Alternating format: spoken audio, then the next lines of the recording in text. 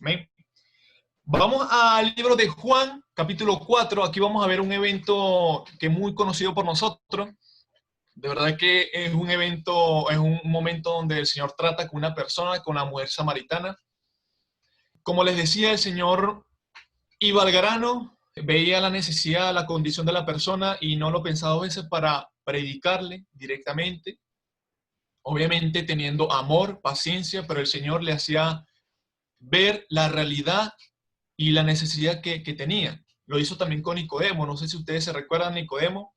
El Señor le dijo directamente, conociéndolo y sabía que él era un maestro, un principal de los fariseos. El Señor le dijo directamente, si no nacieres de nuevo, no puedes entrar en el reino de los cielos. Así. Y así empezó a predicarle la palabra de Dios, de tal manera que él pudiera entender de que no era su religión, no era su manera de vivir que lo iba a llevar al cielo, sino Jesús. Igualmente aquí en Juan capítulo 4 vamos a leer del versículo 1 al versículo 15. Cuando pues el Señor entendió que los fariseos habían oído decir, Jesús hace y bautiza más discípulos que Juan, aunque Jesús no bautizaba sino sus discípulos, salió de Judea y se fue otra vez a Galilea, y le era necesario pasar por Samaria. Vino pues a una ciudad de Samaria llamada Sicar, junto a la heredad que Jacob dio a su hijo José. Y estaba allí el pozo de Jacob. Entonces Jesús, cansado del camino, se sentó así junto al pozo. Era como la hora sexta. Vino una mujer de Samaria a sacar agua y Jesús le dijo, dame de beber, pues sus discípulos habían ido a la ciudad a comprar de comer. La mujer samaritana le dijo, ¿cómo tú, siendo judío, me pides a mí de beber, que soy mujer samaritana? Porque judíos y samaritanos no se donan entre sí. Respondió Jesús y le dijo, si conocieres el don de Dios, respondió Jesús y le dijo, cualquiera que bebiere de esta agua volverá a tener sed, mas el que bebiere de agua que yo le daré no tendrá sed jamás, sino que el agua que yo le daré será en él una fuente de agua que salte para vida eterna. La mujer le dijo, Señor, dame de esa agua para que no tenga yo sed ni venga aquí a sacar. Amén. Bien, hermano, aquí vemos, gracias hermano, aquí vemos esta porción, ¿verdad? Donde el Señor tiene un encuentro con esta mujer samaritana, el Señor llega en ese momento y el Señor es quien inicia, ¿verdad? Esta conversación diciéndole, dame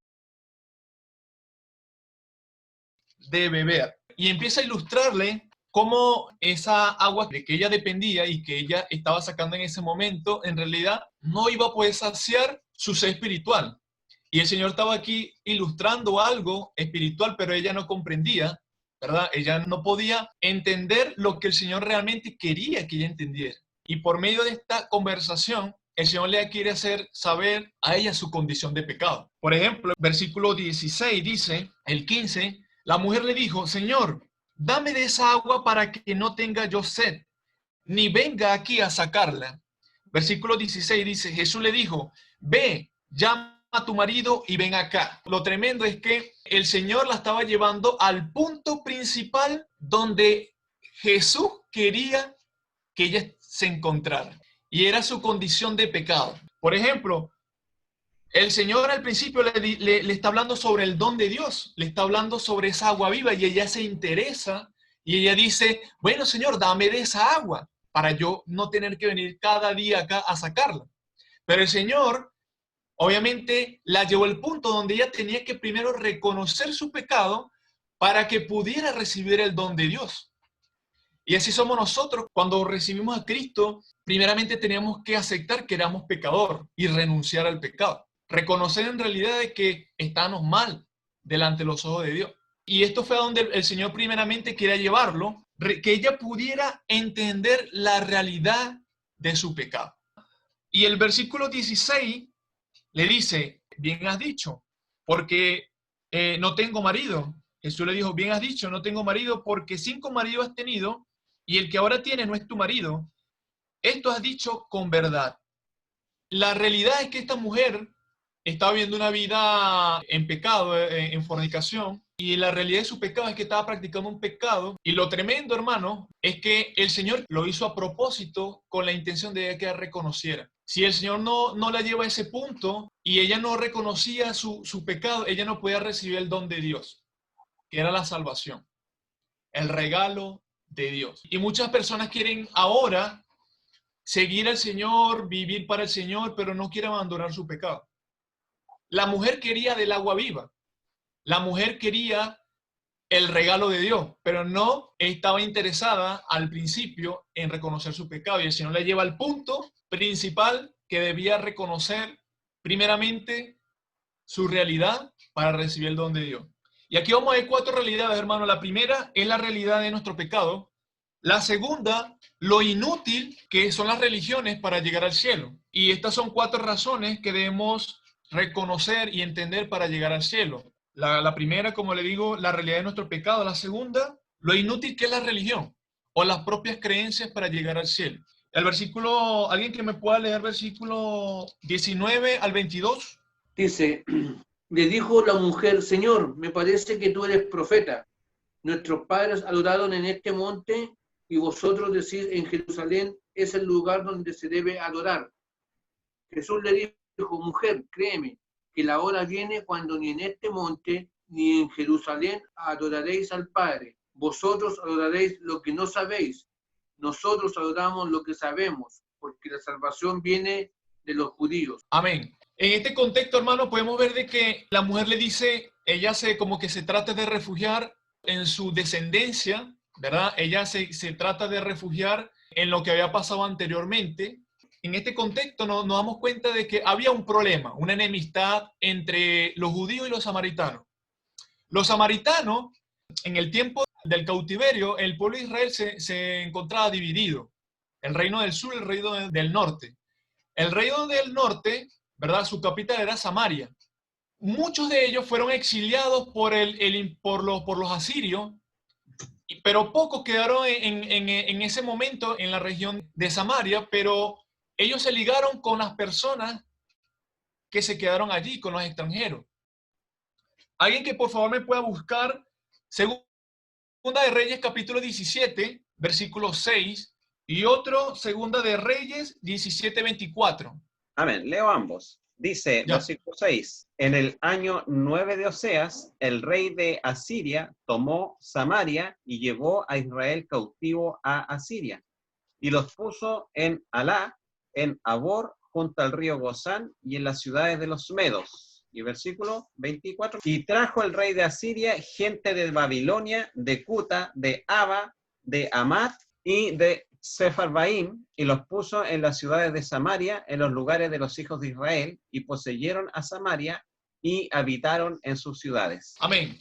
Entonces, había algo de trasfondo, ¿verdad? Un problema que era que los judíos lo odiaban porque ellos les decían que habían perdido su pureza, ¿verdad? Ellos lo veían como personas mezcladas, personas de un linaje pobre, y lo odiaban por eso. Y después del cautiverio, ¿verdad? Ellos intentaron ayudar a Esdras y a Nehemías, alguien que pueda buscar Nehemías capítulo 4, del 1 al 2, y Nehemías capítulo 4, versículo 3, para entender más o menos por qué este odio y por qué ese celo de que en realidad ese era el monte donde se debía adorar y por qué los judíos decían que era en Jerusalén. Amén. Cuando oyó Sanbalat que nosotros edificábamos el muro, se enojó y se enfureció en gran manera, e hizo escarnio de los judíos, y habló delante de sus hermanos y del ejército de Samaria, y dijo, ¿qué hacen estos débiles judíos? ¿Se les permitirá volver a ofrecer sus sacrificios? ¿Acabarán en un día? ¿Resucitarán de los montones del polvo las piedras que fueron quemadas? Amén. Esdras capítulo 4, versículo 3, miren lo que dice. Versículo 3, Zorobabel, Jesúa y los demás jefes de casas paternas de Israel dijeron, no nos conviene edificar con vosotros casa a nuestro Dios, sino que nosotros solo la edificaremos a Jehová, Dios de Israel, como nos mandó el rey Ciro y rey de Persia. Entonces, ¿qué pasó? Después del cautiverio, los judíos empezaron a reedificar el templo y los muros, pero Samaria también quiso ser parte de la reconstrucción. Pero ellos le dijeron que no por este problema que pasó, porque ellos eran personas que estaban mezcladas y a partir de allí intentaron, incluso hicieron su propio templo y tuvieron su propio templo, empezaron a fundar su religión, pero solamente en el libro de la ley, en este caso la ley que Moisés había dado. y negaban los salmos y negaba también los profetas. Por lo tanto, su religión era como una religión incompleta, una religión que en realidad no tenía su canon completo. En este caso los judíos sí tenían todo. Tenían la ley de Moisés, tenían los profetas, tenían los salmos, y por lo tanto tenían como una visión clara de lo que el Señor iba a hacer a futuro. Es por eso que el Señor le dice en el versículo, vamos otra vez a Juan, versículo 19, le dijo a la mujer, Señor, me parece que tú eres profeta. Nuestros padres adoraron en este monte y vosotros decís que es en Jerusalén, en el lugar donde se debe adorar. El Señor le dijo, mujer, créeme, la hora viene cuando ni en este monte ni en Jerusalén adoraréis al Padre. Vosotros adoráis lo que no sabéis. Nosotros adoramos lo que sabemos, porque la salvación viene de los judíos. ¿Cuántas personas ahora se encuentran así en este momento? Por eso hay tantas personas que confían en su religión, confían aún en cosas que no saben. Y no es para ofender ninguna otra religión ni nada por el estilo, sino vamos a ver lo que en realidad la palabra de Dios dice. Hay muchas personas que aún siguen tradiciones que sus padres le inculcaron. Y sus padres ni siquiera sabían el significado en realidad de por qué iban a una iglesia o por qué seguían a una imagen, sino que ellos lo siguen porque en realidad mi padre lo hizo. Y así hay muchas personas ahora, hoy en día, confiando en su propia religión, confiando en solamente lo que creen, y a veces caen en que ni siquiera adoran, ni saben en realidad lo que verdaderamente creen, no saben el trasfondo. Igualmente, la mujer samaritana en este contexto, ella adoraba algo que en realidad ella no sabía, porque el Señor había dicho que donde se debía adorar era en Jerusalén, ¿verdad? O sea, porque estaba el templo antiguamente, o sea, ahí donde era como que el Señor mandó que hicieran el templo. Pero a futuro, el Señor lo tremendo es lo que le dice, el versículo 23, mas la hora viene y ahora es cuando los verdaderos adoradores adorarán al Padre en espíritu y en verdad, porque también el Padre, tales adoradores, busca que le adore. Y lo tremendo, hermano, es que nosotros, en realidad, por nuestros propios medios no podemos llegar al cielo. Ni por religión, ni por lo que yo crea, ni por lo que así me lo haya inculcado mi papá, mi abuela. Toda la religión, hermano, es inútil. Y lo que el Señor le trataba de decir, mujer, mira, créeme, la hora viene y la hora va a llegar un momento donde vamos a adorar, pero en espíritu. Claro, en el momento ya no lo entendió, pero es por eso que nosotros, hermanos, ahora adoramos al Señor y es por medio del Espíritu Santo que Él nos dio. Es por eso que en Romanos 12:1 dice que nosotros debemos adorar con nuestra manera de vivir, con nuestro cuerpo, sea vuestro culto racional. Y en el versículo 23, la otra realidad es que iba a venir una universalidad de la salvación. Versículo 23 dice, mas la hora viene y hora es cuando los verdaderos adoradores adorarán al Padre en espíritu y en verdad. Porque también el Padre tales adoradores buscan que le adoren. Dios es espíritu y los que le adoran en espíritu y en verdad es necesario que le adoren. Nosotros, hermanos, ahora adoramos, como le decía, en espíritu. Antiguamente, estas dos naciones, ¿cómo adoraban al Señor? Ofreciendo sacrificio. Tanto los samaritanos como los judíos, ellos tenían una perspectiva de adorar al Señor sacrificando un cordero, iban cada año por sus pecados a sacrificar y ofrecer también ofrendas, ¿verdad? Ofrendas de paz. Pero nosotros, hermanos, ya no lo hacemos así. Ahora nosotros adoramos al Señor y el mundo entero y todos los cristianos adoramos al Señor, pero en espíritu. Ya no debemos ir a una iglesia, nosotros vamos a la iglesia, pero con otras motivación. Obviamente de tener comunión, escuchar la palabra de Dios. Pero la adoración que el Señor espera de sus hijos es en realidad una vida constante, un olor fragante, una vida conforme a los preceptos espirituales. Y nosotros, hermanos, ahora en día, esperemos que no perdamos la esencia de los cristianos. Ya porque ya no me puedo congregar, no puedo compartir con un hermano en Cristo, no puedo ir a alabar al Señor a la iglesia, ni nada por el estilo. Que eso no nos permita que nosotros perdamos la esencia, ¿verdad? De que aún seguimos siendo cristianos y que seguimos adorando al Señor. Aún si nosotros no nos llegamos a conectar, ¿qué va a pasar si de repente llegamos a un momento donde pase lo que está pasando en Venezuela? ¿Vamos a dejar de adorar al Padre? Debemos seguir viviendo para el Señor. Seguimos obedeciendo al Señor. Debemos seguir buscándolo a Él por medio de las Escrituras, en oración. Debemos seguir buscándolo a Él, hermano, todos los días. Y la mujer samaritana no entendía esto. La mujer samaritana, por los problemas que ellos tenían, ellos estaban peleando dónde era el momento o el lugar indicado para adorar al Padre. Pero el Señor le decía, no, va a venir la hora donde el Señor va a buscar verdaderos adoradores que le adoren en espíritu. Y el Señor quiere, hermanos, que nosotros podamos vivir una vida en el espíritu, una vida rendida a su Espíritu Santo, una vida totalmente entregada, completa a su Santo Espíritu, que nosotros podamos renunciar a todo nuestro yo y podamos nosotros vivir una vida realmente consagrada al Señor. Y eso es lo que el Señor le estaba tratando de decir a esta mujer, y en el contexto donde nosotros nos encontramos ahora en día. Adoramos al Señor, no con sacrificio, no con lo que yo pueda hacer, no bajo los preceptos de la ley, sino que ya estamos bajo la gracia, hermano. Ya estamos nosotros ahora redimidos por la sangre de Cristo y le servimos y le seguimos voluntariamente, porque en realidad hemos entendido la gracia que hemos recibido de nuestro Señor Jesucristo. Y por último, hermano, versículos 25 y 26, alguien que lo pueda leer, hermano Héctor. Dice, le dijo la mujer, sé que ha de venir el Mesías llamado el Cristo. Cuando Él venga, nos declarará todas las cosas. Jesús le dijo, yo soy el que habla contigo. Amén, qué bendición. ¿Sabe? La mujer samaritana sabía que iba a venir alguien que le iba a declarar todas las cosas. Incluso ella quería como evadirlo al final, porque llega y le dice, Señor, bueno, todo esto que estamos hablando de la adoración aquí y allá, bueno, el Mesías nos la va a declarar.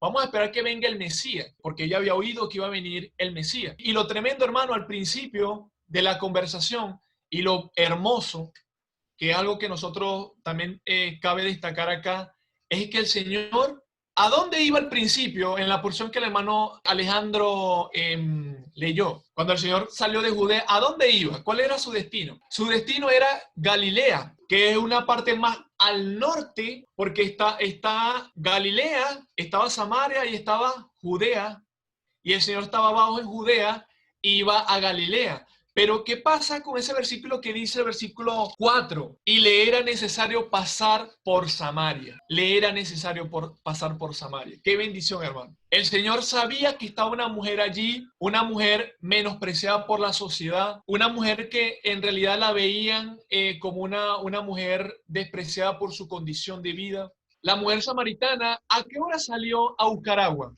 La Biblia dice que salió a la hora sexta. Y normalmente las personas que iban a buscar agua en el pozo lo hacían en la mañana o en la tarde. Y lo tremendo es que esta mujer por algo fue a buscar agua a las 12 del mediodía, donde había un sol terrible, hermano.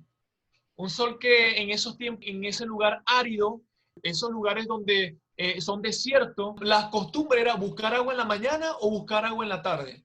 Pero ella iba a buscar agua al mediodía por evitar el contacto con otras mujeres que quizá a lo mejor le decían, mira, ya viene esta mujer ramera, ya viene esta mujer fornicaria. Y ella, para evitar esos comentarios y el desprecio de la sociedad, quizá iba a buscar agua al mediodía en donde no había nadie. E incluso solamente estaba Jesús y ella. Quizá a lo mejor, no sé cuál sea la condición que nos encontremos ahora. Ahora nosotros ya estamos redimidos por la sangre de Cristo, pero el Señor no le importa el estado espiritual o el estado de la sociedad que las personas se pueden encontrar. El Señor, por amor, es tan grande el amor, le era necesario al Señor ir, e incluso en ese momento, a predicarle la palabra del Señor a esa persona que estaba perdida, que era despreciada. Quizá a lo mejor nosotros nos encontramos en algún momento así despreciados, o a lo mejor moralmente no éramos despreciados, pero sí delante de los ojos de Dios éramos personas viles, personas que no valíamos ni un centavo espiritualmente. Pero el Señor en su misericordia y en su amor, hermano, nos buscó. El Señor le era necesario pasar por Samaria, porque sabía que ahí se iba a encontrar con una mujer despreciada, una mujer fornicaria, una mujer pobre espiritualmente. Y a propósito, hermano, nosotros debemos mantenernos así constantemente. Nosotros somos pobres espiritualmente. Nosotros no tenemos nada que ofrecerle al Señor. Nada, nada, hermano. En las bienaventuranzas dice bienaventurados los pobres en espíritu. ¿Por qué? ¿Por qué bienaventurados? Porque en realidad hemos reconocido, y debe ser un estado espiritual constante, de que espiritualmente no tenemos nada que ofrecer al Señor. Ni el Señor tampoco necesita de nosotros algo. No necesita nada. Y somos bienaventurados cuando nos encontramos en una situación así o en ese estado, porque constantemente vamos a tener y vamos a reconocer de que necesitamos de Dios constantemente. Necesitamos cada día de Dios, hermano. Y en ese momento la mujer samaritana, una mujer pobre, una mujer que en realidad era despreciada, y ese versículo donde el Señor se refiere que Él no vino a buscar a justos, sino vino a buscar a pecadores, hermano. Y lo bonito es que el Señor rompe todas esas barreras, tanto racistas, por eso es que el Señor le dice a la mujer samaritana en el versículo 9, ¿cómo tú siendo judío me pides a mí de beber que soy mujer samaritana? Rompe también la barrera de la religión. Antiguamente un rabino no podía acercarse a una mujer públicamente y ni le podía hablar porque era mal visto. También rompe la barrera de la raza, ¿verdad? El desprecio que tenían los judíos hacia los samaritanos. Y también rompe la barrera de acercarse personalmente a las personas. Es por eso que cuando llegan los discípulos llegan y se sorprenden y se extrañaron. ¿Qué hacía el Señor hablando con una mujer, y más encima con una mujer que era una mujer que tenía una vida inmoral? Pero hermano, qué tremendo que nosotros quizás en esta historia se puede parecer a nuestro encuentro que tuvimos con el Señor. Que el Señor nos buscó y quizás a lo mejor en cierto momento habló directamente a nuestro pecado, y fue allí donde el punto de quiebre. Cuando yo llegué a los pies de Cristo, hermano, algo que me llamó la atención en realidad cuando hablaban del infierno, en realidad eso a mí me llamó la atención. No sé cuál haya sido su condición, o sea, cuál fue su experiencia. Hay otras personas que hablaron del perdón porque eran muy amargados y les costaba perdonar, y le hablaron del perdón y entendieron de que estaban fallando en ese momento y llegaron a los pies de Cristo. Quizá a lo mejor otro practicando algún pecado específico, pero lo tremendo, hermano, es que este también puede hacer nosotros este sentir de a la hora de predicar la palabra de Dios, no de miedo, de predicar lo que es verdad y lo que es mentira. Y finalmente, el Señor le dice a la mujer, no esperes más, yo soy el que habla contigo. Yo soy esa persona que tú estás buscando, o esta persona que tú estás esperando. Y la palabra yo soy, si nosotros leemos en la Biblia, la palabra yo soy tenía un peso muy grande porque se refería al Dios Elohim, el único Dios soberano. Cuando el Señor se le acerca a Moisés, no sé si se recuerdan, ¿cómo se presenta el Señor? Yo soy. Cuando habla también con los padres de Sansón, también le dice, yo soy. Cuando habla con Gedeón y con distintas personas, yo soy. Y se refería a que el único Dios y soberano, eterno. Y el Señor le utiliza esa misma palabra, yo soy el que habla contigo. Y esa mujer automáticamente salió corriendo, ¿verdad? Para hacerle saber a las demás personas este encuentro tan maravilloso que había tenido con el único Dios verdadero encarnado, tal cual como somos nosotros, en un cuerpo, ¿verdad? Pero no un cuerpo pecaminoso, sino en una misma condición de hombre. El Dios y único verdadero estaba hablando con él. Y sabe, hermano, no esperes más. Quizá hay una persona que quizá nos pueda estar acompañando, o quizás pueda más adelante escuchar esta predicación, y quizás le está dando larga el asunto, quizás está posponiendo, quizás dirá, no, ser cristiano es para viejos, ser cristiano es para los que ya no, para los desahuciados que ya están a punto de morir y tienen que arrepentirse. Quizás, no, vamos a dejarle eso a las personas fomen que no les gusta vivir la vida porque la vida es una sola, y pare de argumentos, pero el Señor le dice, ven, esta es la oportunidad de venir a Cristo. Ven, no le des más alargue. Y si ya nosotros tomamos una decisión para el Señor, hermano, no crea que usted está perdiendo el tiempo. No crea o que le pase por la mente de que, yo tengo 18 años y tomé una decisión para Cristo y quizá hay otra persona que está disfrutando la vida. No, usted está en los mejores momentos. Ha tomado la mejor decisión de su vida, de entregarle su vida al Señor. Y lo tremendo, el Señor le dice, no esperes más, ven y ponte a cuenta conmigo. Yo soy ese Mesías esperado. Y lo tremendo, hermano, es que el Señor nos busca a cada uno de nosotros, hermano. Así como buscó a Nicodemo, buscó a la mujer samaritana. No crea que usted buscó al Señor, no. Ni fue casualidad, ni fue algo que salió de parte de usted, no. Fue el mismo Señor, hermano, en su misericordia lo buscó.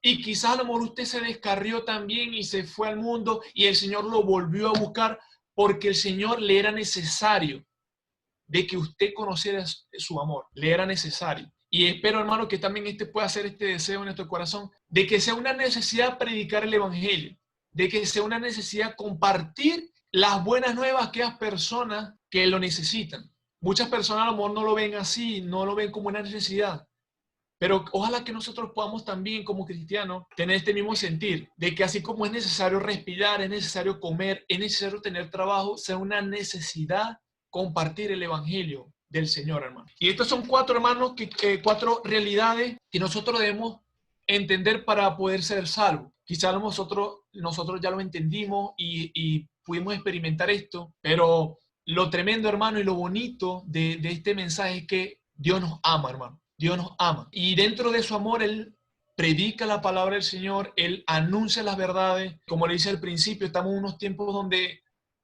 en realidad ahora las personas buscan solamente un evangelio de prosperidad y de sanación. Pero el Señor, en su misericordia y en su amor, tuvo un encuentro con esta mujer y le hizo saber su necesidad, ¿verdad? Y le hizo saber su realidad y la verdad. Y nosotros, hermanos, esperamos de que nosotros podamos eh, contemplar esta hermosa historia. Quizá a lo mejor ya era muy conocida o a lo mejor le pasamos muchas veces por encima, pero lo bonito, hermano, y si usted lee y profundiza, de verdad que vemos cómo la misericordia de Dios es derramada en la vida de estas personas, no solamente en ellas, sino también a su familiar. Y nosotros podemos identificarnos que también el Señor lo hizo con nosotros, hermano. Y lo puede seguir haciendo con muchas personas, con toda aquella persona que esté dispuesta a renunciar a su pecado, a renunciar a su vida y entregarse al Señor. El Señor también dará ese don de Dios que es la salvación, el perdón de sus pecados. Y no solamente eso, sino su Santo Espíritu que va a vivir en toda aquella persona que recibe a Cristo como su Señor y Salvador, que es su Santo Espíritu, hermano, que nos ayuda, nos consuela, nos anima, nos sacia, nos cubre toda esa necesidad que nosotros antes teníamos espiritual, llena todo ese vacío que el mundo no puede llenar, solamente el don de Dios lo puede hacer, hermano, su Santo Espíritu. Así que Dios le bendiga. Vamos a orar para que Dios bendiga su palabra en nuestros corazones.